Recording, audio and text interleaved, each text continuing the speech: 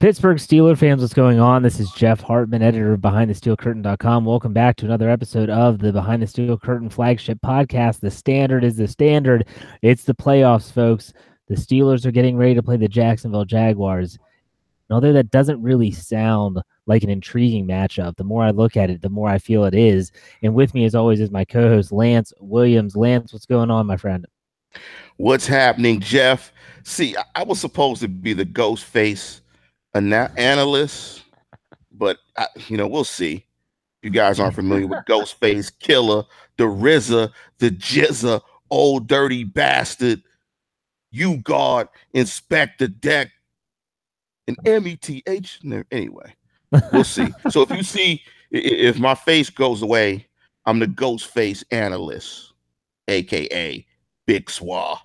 JL's finest. But anyway, go ahead, Jeff. Gotcha.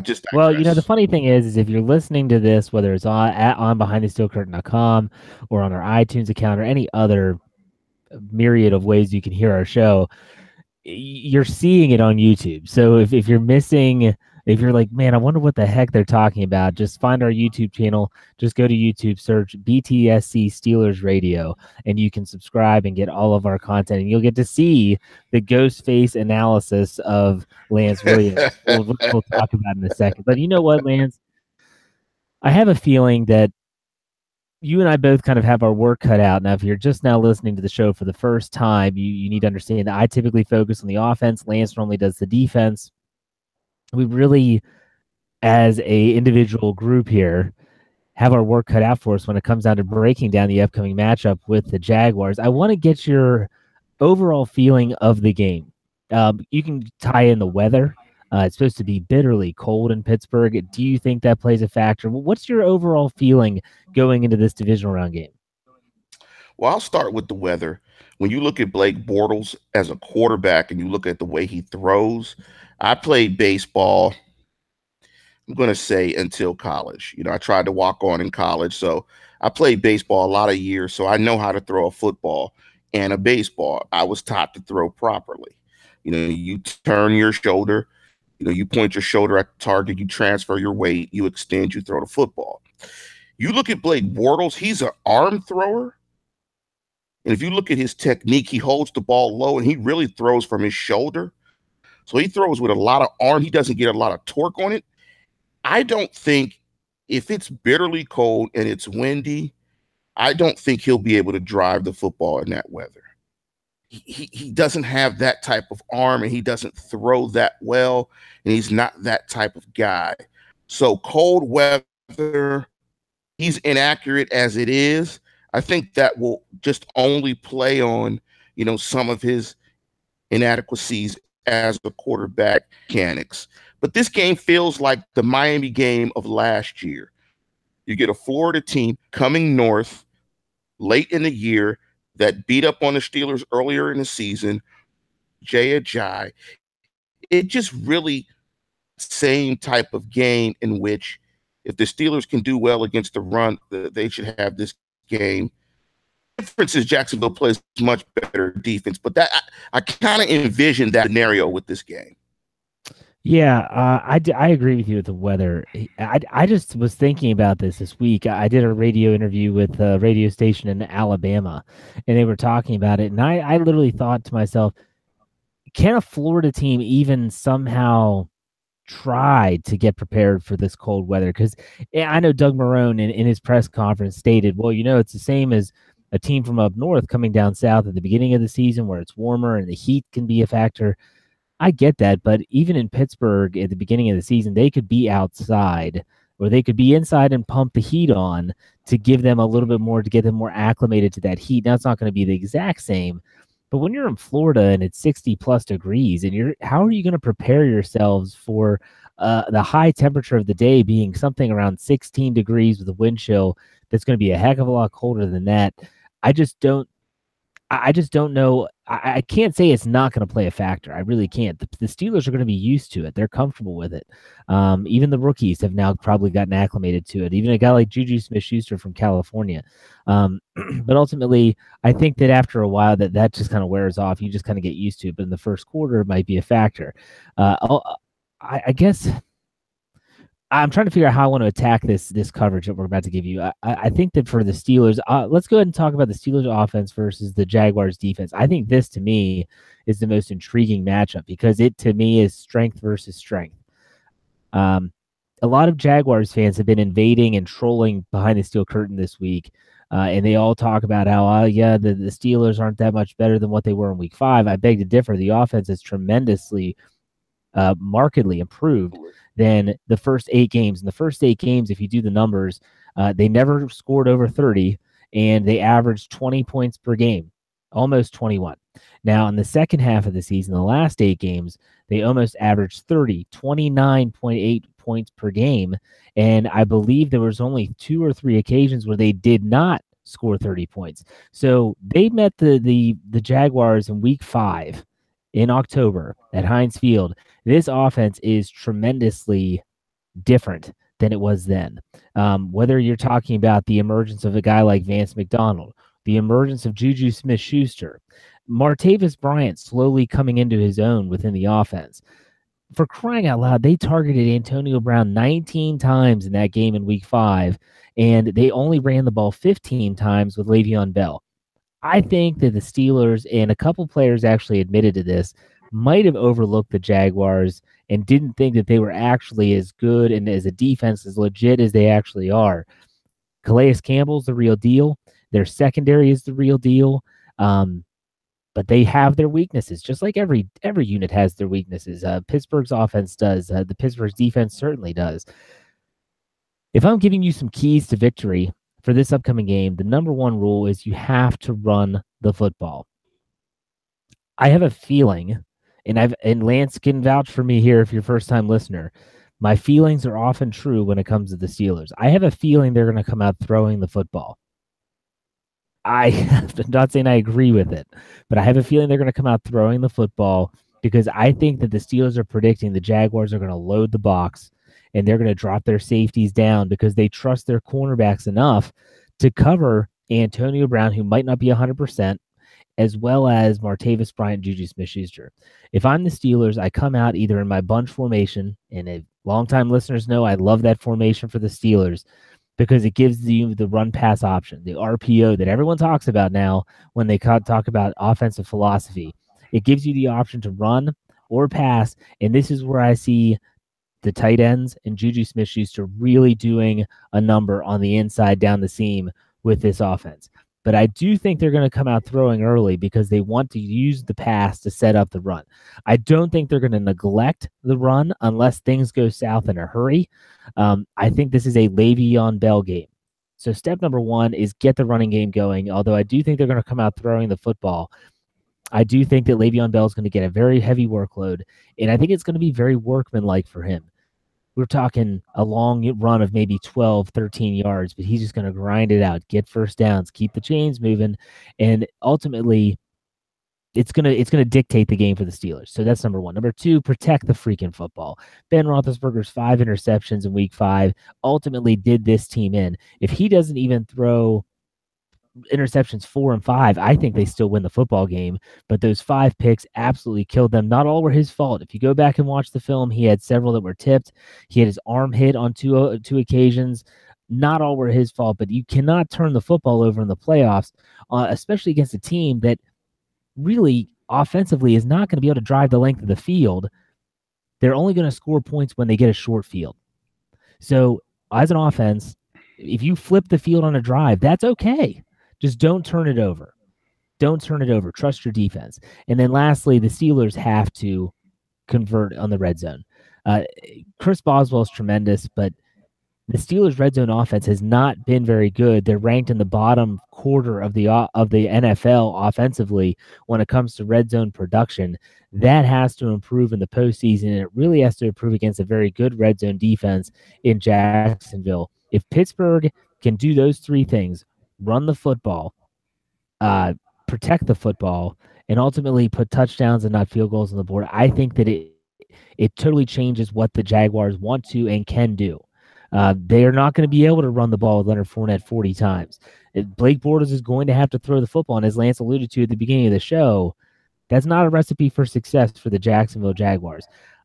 I like the Steelers offense against this defense. I really do. I'm not discrediting Jacksonville. I think they're a very good defense. This might be the best defense Pittsburgh has played, second only to Minnesota, but that was so early. I don't think Minnesota really came into their own at that time. So I think that the Pittsburgh Steelers, though, this is where their secondary options have to stand tall. Juju Smith-Schuster, Vance McDonald, Jesse James, Le'Veon Bell out of the backfield. Ben Roethlisberger needs to be smart with the ball. Just give what the defense is giving you. Take it. Just take what they're giving you, because that's what you've been doing with Antonio Brown, been out of the lineup, and that's what obviously you need to do to continue having success. If they can do those things, I think this game is over. Lance, what do you think about the Steelers offense going against that Jags defense? I like your points, and I'm going to give you a couple of stats to bolster what you said about the Steelers passing the football, and doing that as a basis of the game plan moving forward. And some of this goes to some of my breakdown on the defensive side, and it goes to just how bad of a quarterback Blake Bortles is when he's down in football games. And this is stealing some of my thunder a bit, but I just wanted to share these numbers with you guys, with you listeners. When Blake Bortles is ahead in the game, his quarterback rating is 103.8. When he's ahead by 1 to 8 points, his rating is 93.0. When he's behind, his rating is 66 overall. Behind by 1 to 8 points, 56.9. When he's tied, it's 82.3. When he's ahead by 9 to 16, it's 123.6. But when he's behind by 9 to 16, it's 65.9. All of that speaks to being very aggressive and making him have to make plays in the passing game. If you get a lead, you make him have to make plays, and you take Fournette out the game. It does both things with one stroke. The other reason why I think the Steelers are going to pass the football, I looked at the game book and looked at some of the stats from the first game. Ben Roethlisberger, although he threw the ball or threw 5 interceptions, they threw the ball 55 times. He completed 33 passes for 312 yards and was only sacked on 2 occasions. If they get that same level of pass protection in the game, and I bet that they think they can pass protect effectively, they're going to attack Jacksonville early and often to get a lead. They probably think they can protect it, and so they think they can go after those guys, and they're going to sprinkle in Le'Veon Bell. And I think that's going to be the approach. They're not going to play to their strength of being a sound run defense, and I think you can run inside against Jacksonville.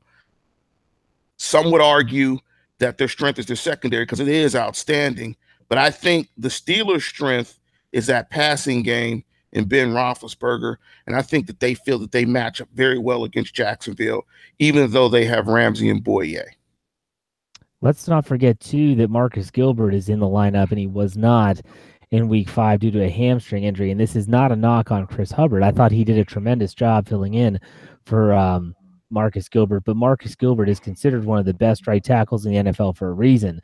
He's going to help not only in the running game, but also in the passing game. I wish I had the numbers in front of me, but I just thought of it.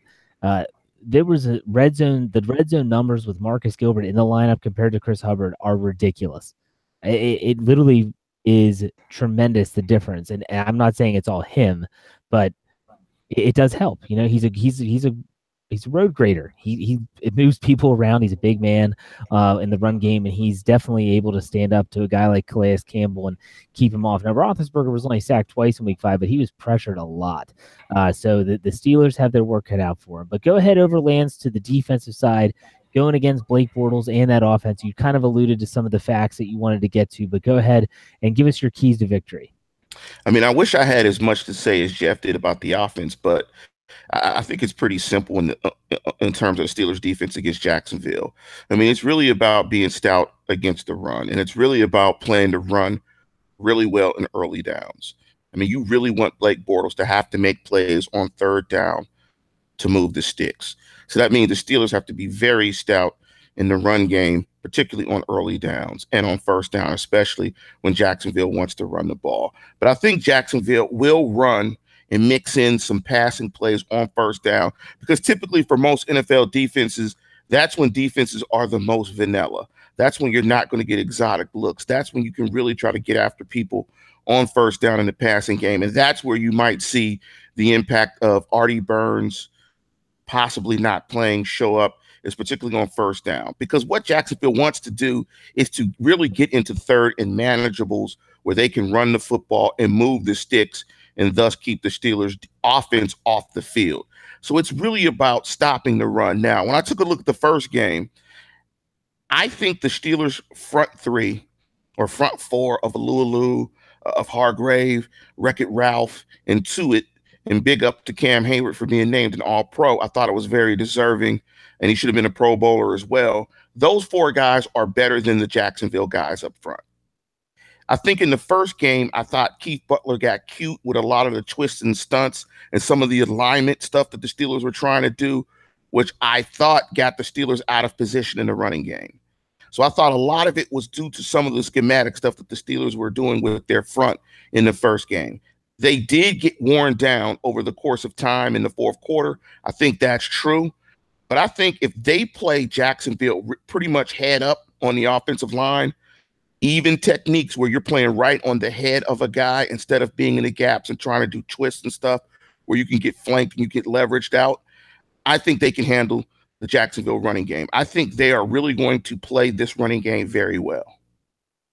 And so it's just very simple. You stop the run and you can have fun. I mean, it's just really easy. I mean, that's just all that it is. I wish it was more than that. But if Jacksonville can run the ball effectively, they can chew up clock, change field position, then they can get in this game. I mean, in the first game, Jacksonville averaged 6.2 yards per carry. That can't happen again. I mean, Ivory and Fournette ran it pretty well. So if they can handle the run, they're going to have fun. Yeah, I think the only thing I would add, two things. Number one, Blake Bortles is going to make a questionable decision probably more than once in this game. If a defender gets his hands on the football, you got to take it away. We've seen now two out of the last 3 weeks. You go back to week 15 against New England. Sean Davis has the pass hit him in the hands. It's not an easy catch. Tom Brady doesn't make that mistake too often. You got to take advantage. And you go back to week 17. Mike Hilton has an interception of Deshaun Kaiser and drops it. These are the plays in the playoffs that are very crucial. They've got to take advantage. But lastly, I think the most important thing, and I'm sure something that Keith Butler and Coach Mitchell were really hammering home this week in practice, are stay in your rush lanes.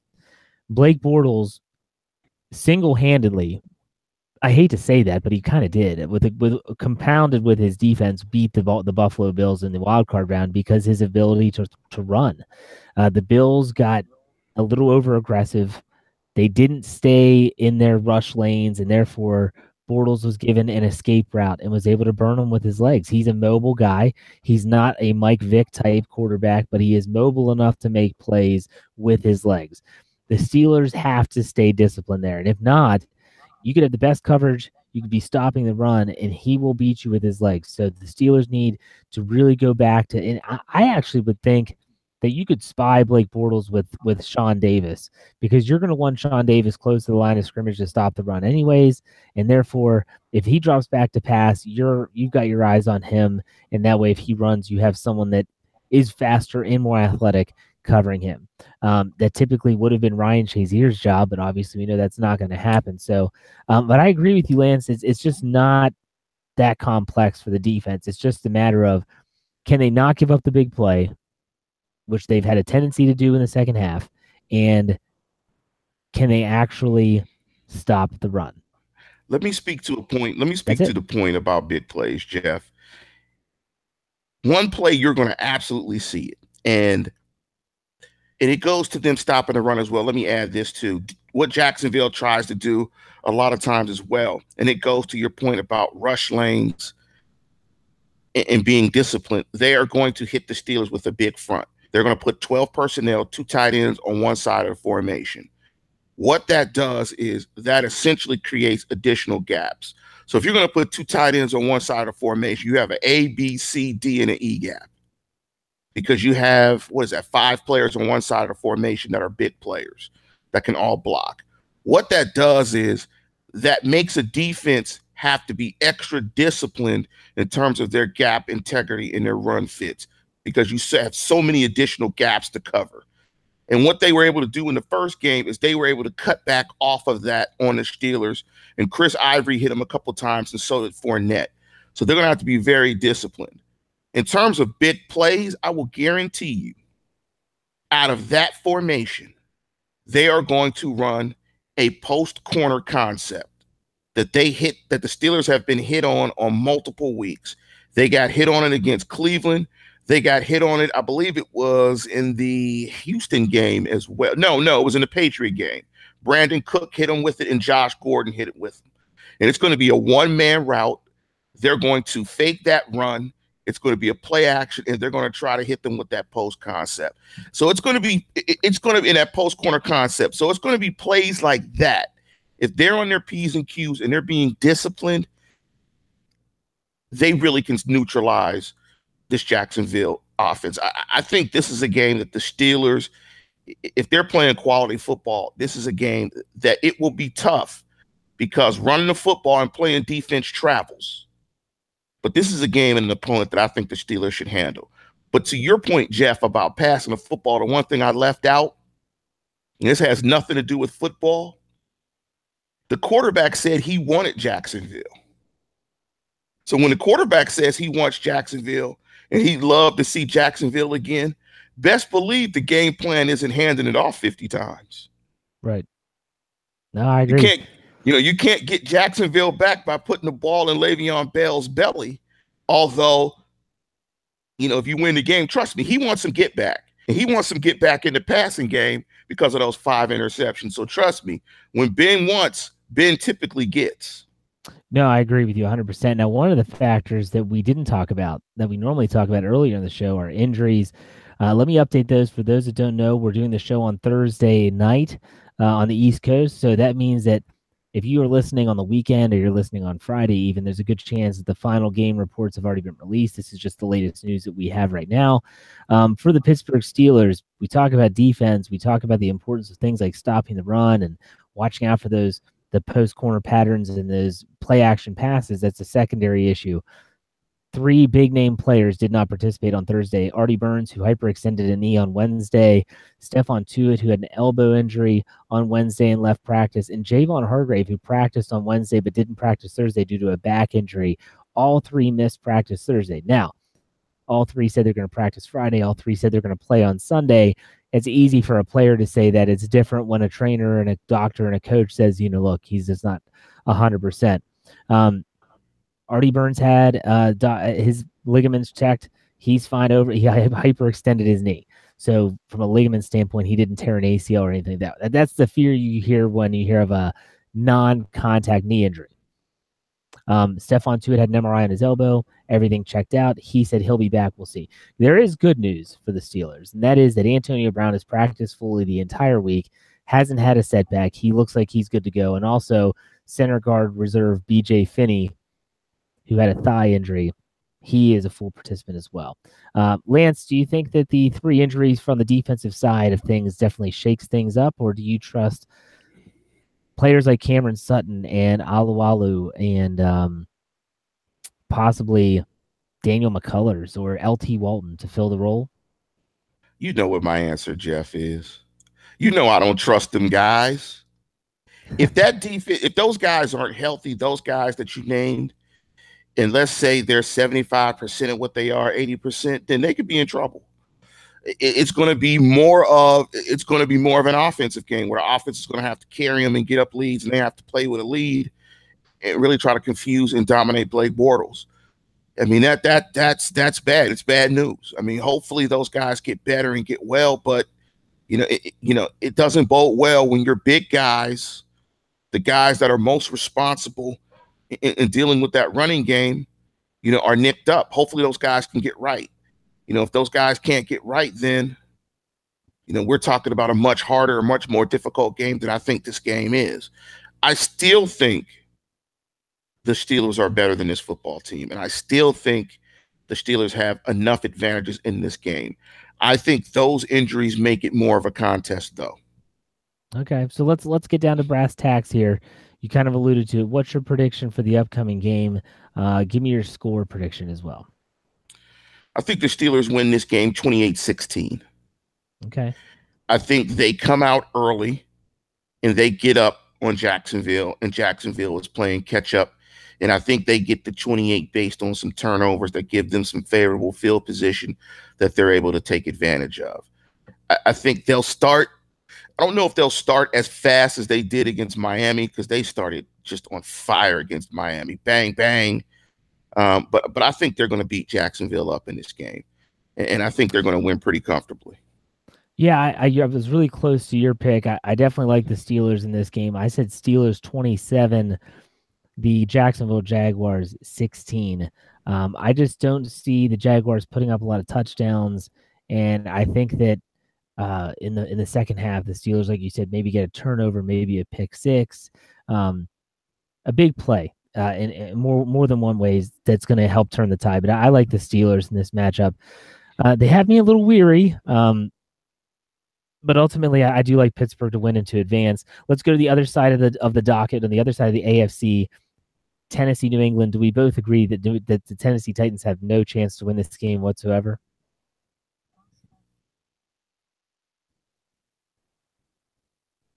Lance, what do you think? They're going to kill Tennessee. Tennessee has no chance. Okay. And so we agree that. That's fine. And you know what's going to happen. After that article that came out from ESPN, and the one thing about that article that I think is absolutely true is Belichick wanted to have Jimmy Garoppolo be the starting quarterback for the Patriots next year. He absolutely wanted to move on. If you turn down first round and third round pick compensation for a guy that's only started 2 games, you wanted that guy to be your guy. So that's the thing that I found absolutely true as part of that. But you know what the Patriots are going to do? Yeah. They're going to use that as motivation, and they're going to take Tennessee to the woodshed. Yeah, no one's going to be shocked by that. And in which case, if our predictions are true, we would have a rematch of the 2017 AFC Championship game with Pittsburgh going back to Gillette. Before we get to that, you brought up ESPN, which is a good segue into my WTF segment. If you're a first-time listener, we both like to sometimes spout off a little bit about really anything going on in the National Football League that we want to talk about. And before the show, is probably early afternoon here on the East Coast, ESPN's Jeremy Fowler, who's typically a very good writer, does good in-depth pieces, is not the outlandish type, did an interview with Le'Veon Bell. He brought up his contract situation, and more or less during the interview, Le'Veon Bell stated that he did not want to play in the next season under the franchise tag again. The Steelers do have that possibility. It would be a little north of, excuse me, a little bit north of $14 million a year for him to be under the franchise tag again. But Bell essentially said that if they were going to franchise tag him again, he would rather sit out a year and or retire than do that.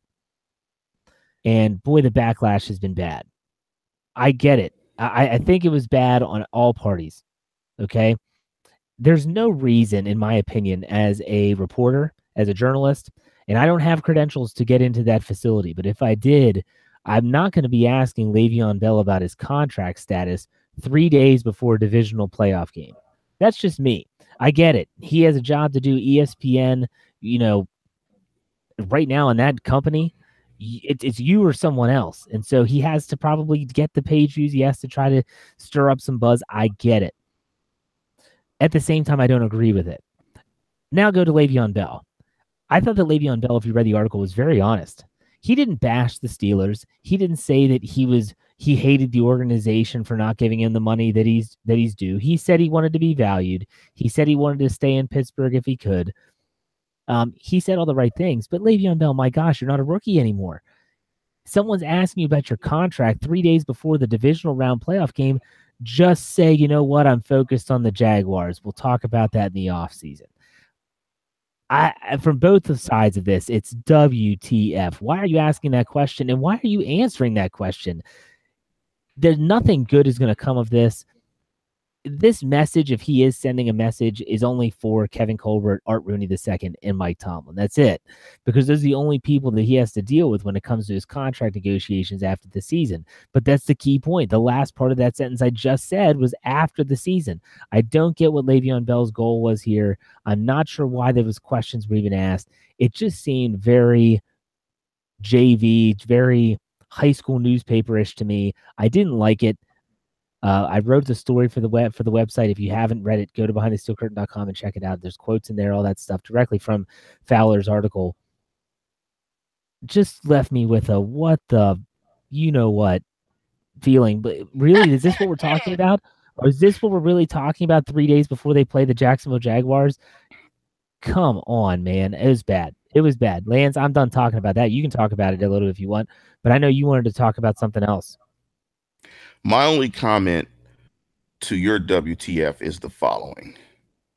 Excuse me, listeners, for my pipes.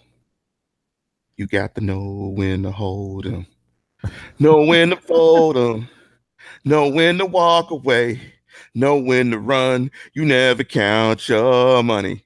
When you sit at the table, there'll be plenty of time for counting when the deed is done. That's all I have to say. On our show, that's a first. That's all I have to say. That should explain everything. I live by those words. I try to live by those words. It's a great Kenny Rogers song. Hey man, yes, I listen to a little bit of Kenny.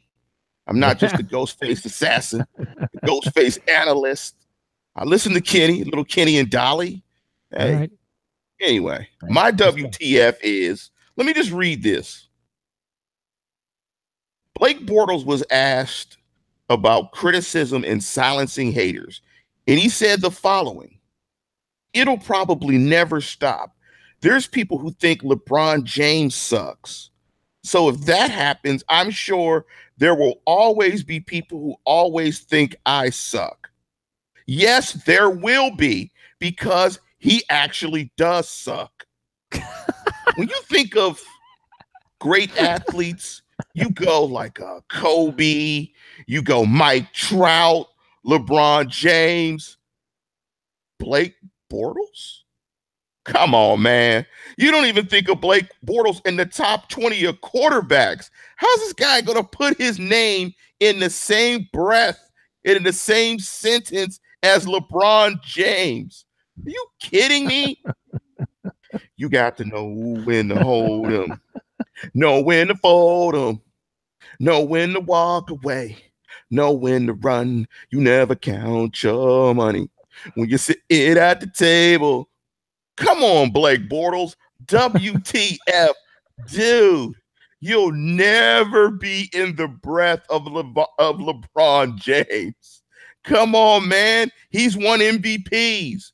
You've been replaced by Chad Henne. Come on, dude.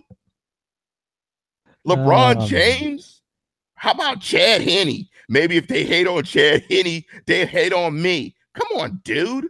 You were in a quarterback battle with Chad Henne. Chad Henne. LeBron James, Chad Henne. Come on, man. WTF, dog.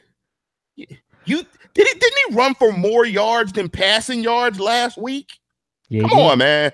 WTF, dog. WTF. Well, you definitely struck a chord with you with that LeBron James comment. But you know what? I want to tell our listeners that there is a chance, not 100%, but there's a chance that we'll have a special show tomorrow night. It's Friday. We have to definitely iron out some details. There's a good, if it wouldn't be a long show, but make sure you check us out. If you miss it, if Friday night, I get it. You can hear all of our shows on our iTunes account, on our Blog Talk Radio page, blogtalkradio.com/BTSC, on behindthesteelcurtain.com, and our BTSC on demand section. Check it all out there. We will be on, or at least I will. I can't speak for Lance. After the game, if we don't have a show tomorrow, after the game on Sunday, I will be on here to recap what happened, what went down, what went right, what went wrong. Is the Steelers season? I'll be on okay, good. Is the Steelers season over? or is this thing just getting started with another rematch of possibly the Patriots? It's going to be interesting, but I thank you for listening.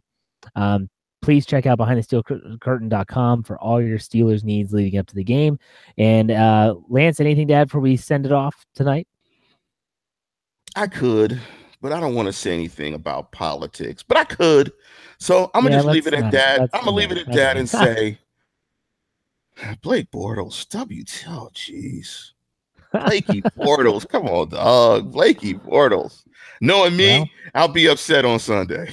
I have to yeah. eat my words, but hopefully I will not. Blakey Bortles. Wow. Jeez. Blake Bortles, LeBron James, that's all I got to say. We'll That's see all you I next gotta time say. on The Standard is The Standard. Bye.